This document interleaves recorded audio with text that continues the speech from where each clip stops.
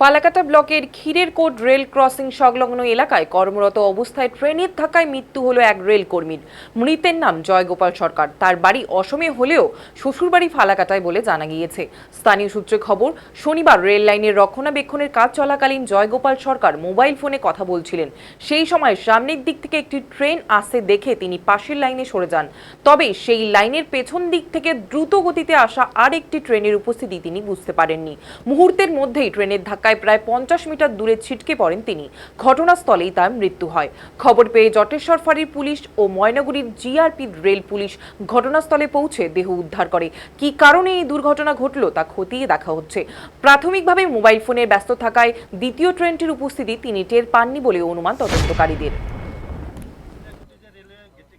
কিভাবে মারা গেল? এইভাবে পড়ে আছে। কখন দেখলেন? 2 মিনিট। আচ্ছা, পুলিশ কখন আসলো? পুলিশ আমাদের আগে আসছে। আচ্ছা, ইনি কি রেলের চাকরি করতেন? হ্যাঁ। কোন পদে ছিলেন? কোথায় চাকরি ও করতেন? তো আমার মনে হয় ওই গেটম্যান। হ্যাঁ, মানে গেটম্যান না, মানে চলাচল করে আর কি।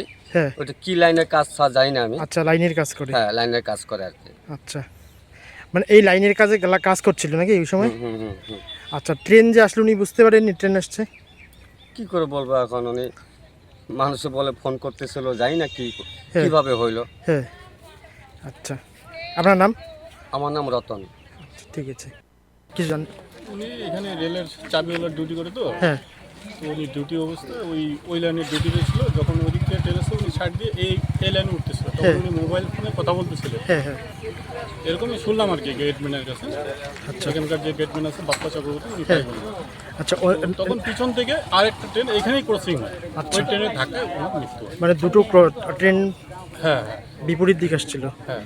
আচ্ছা, ওনার নাম কি জানা আছে? ওনার নাম তো জয়গোপাল। জয়গোপাল সরকার।